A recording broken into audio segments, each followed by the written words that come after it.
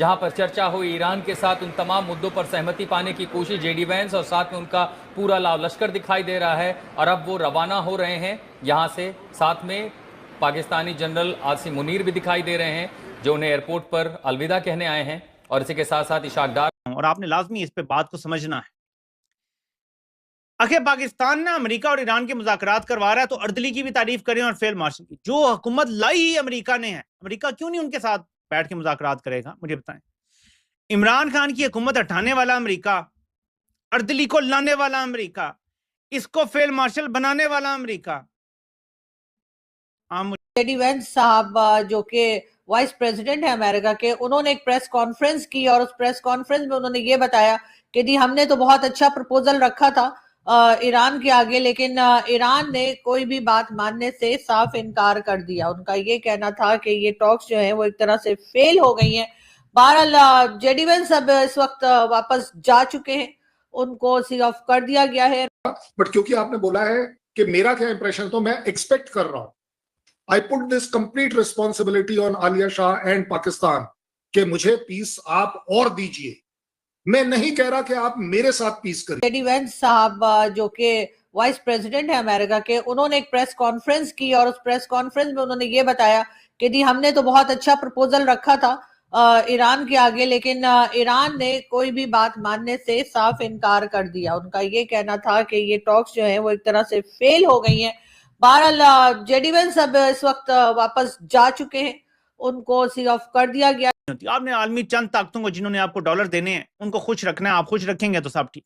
तो पाकिस्तान ये डील कराने में कामयाब हो जाता है, अमेरिका भी खुश, सऊदी अरब फौज भेज दी, सऊदी अरब भी खुश, कतर भी खुश, क्योंकि कतर चाहता है कि ये मामला हल हो, मुज़ाकरात हो। तो पाकिस्तान नुकसान में जाएगा।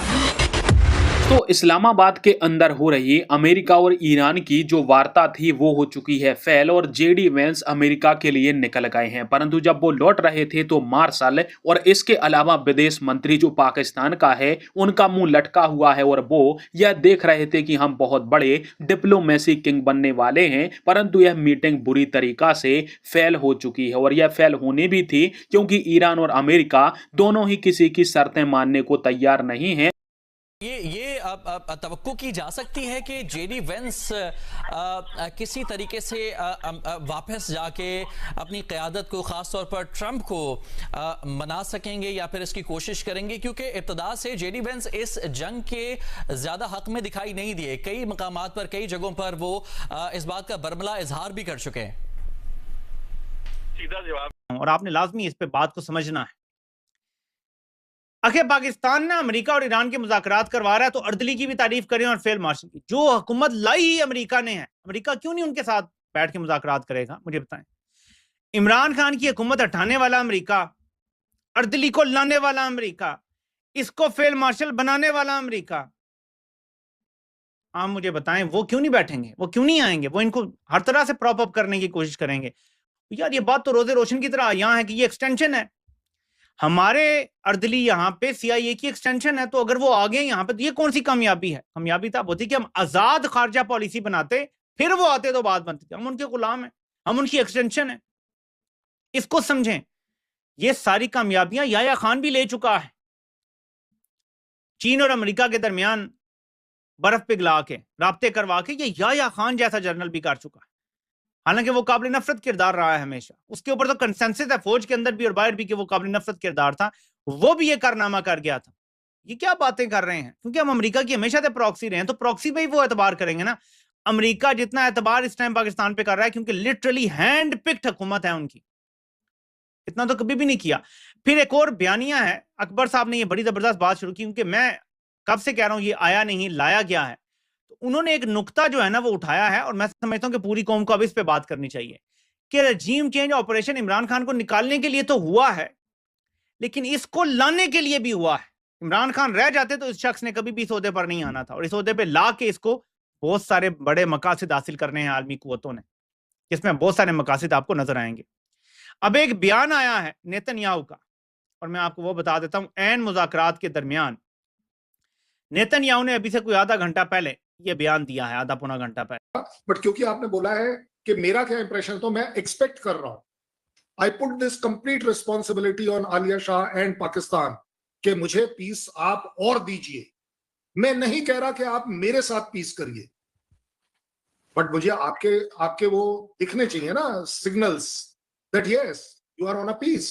And let me tell you, now you are a more educated girl than anybody else, मेरे से ज्यादा पढ़ी लिखी हैं आप।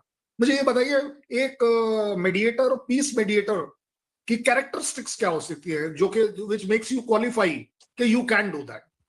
आई am very sure you will agree with me, there is a character involved, that you have a peaceful reputed character of having peace. जैसे लोग कहते हैं ना स्विट्जरलैंड बड़ा पीसफुल है, अब से पहले लोग कहते थे दुबई भी बड़ा पीसफुल है, उस पॉइंट ऑफ व्यू से मैं बात कर।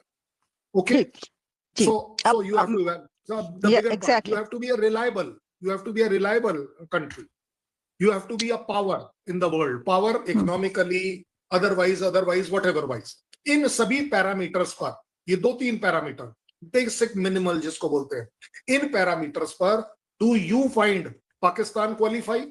I find Pakistan qualify. Before you answer, I'm saying Pakistan is very reliable on terrorism. Pakistan is very credible. नहीं, मैं on अगर terrorism. अगर जी नहीं, अगर आप मुझसे, क्योंकि आपने मुझसे सवाल किया तो मैं चाहूंगी इसका रिप्लाई करना कि अगर इसको इस तरीके से देखा जा रहा है जैसा कि आपने कहा कि एक जो मीडिएटर होता है उसकी जो कैरेक्टरिस्टिक्स होती हैं वो ये कि वो पीसफुल हो, तो मैं ये नहीं समझती कि पाकिस्तान जेडी वेंस साहब जो कि वाइस प्रेसिडेंट है अमेरिका के, उन्होंने एक प्रेस कॉन्फ्रेंस की और उस प्रेस कॉन्फ्रेंस में उन्होंने ये बताया कि जी हमने तो बहुत अच्छा प्रपोजल रखा था ईरान के आगे, लेकिन ईरान ने कोई भी बात मानने से साफ इनकार कर दिया। उनका ये कहना था कि ये टॉक्स जो है वो एक तरह से फेल हो गई हैं। बहरहाल जेडी वेंस अब इस वक्त वापस जा चुके हैं, उनको सी ऑफ कर दिया गया है एयरपोर्ट से और कुछ ही देर में जो है अब बल्कि शुरू हो भी गए हैं हमारे जो वाइस के लीजिए प्राइम मिनिस्टर और जो फॉरेन मिनिस्टर इसहाक डार साहब, उनकी प्रेस कॉन्फ्रेंस इस वक्त शुरू हो चुकी है और जाते जाते जेडी वैंस ने जो है वो फील्ड मार्शल और साथ प्राइम मिनिस्टर ऑफ पाकिस्तान का शुक्रिया भी अदा कर दिया। लेकिन बहरहाल अब वो शुक्रिया अदा ना करते तो क्या करते, आने से पहले ही, यानी जिस वक्त ये डायलॉग शुरू भी नहीं हुए थे तब से ही टीवी शोज का सिलसिला जारी था, हमारे चैनल पर भी प्रोग्राम्स हो रहे थे और हम यही कह रहे।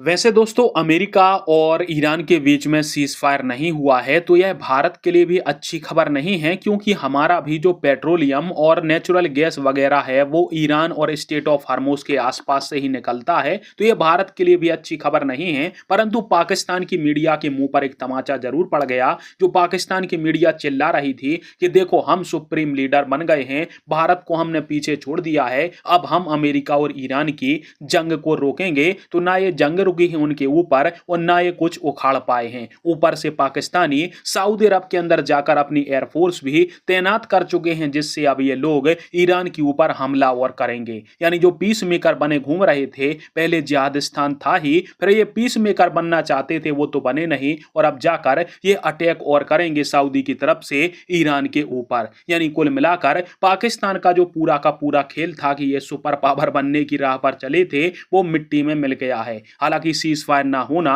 पूरी दुनिया के लिए एक बहुत बड़े संकट का विचार है, क्योंकि इससे फिर से जैसे किल्लत मच रही थी डीजल पेट्रोल की, वो फिर से मचने वाली है। पर पाकिस्तान को क्या है, ये तो बार बार थूक के चाटते रहते हैं। एक बार फिर से अमेरिका इनसे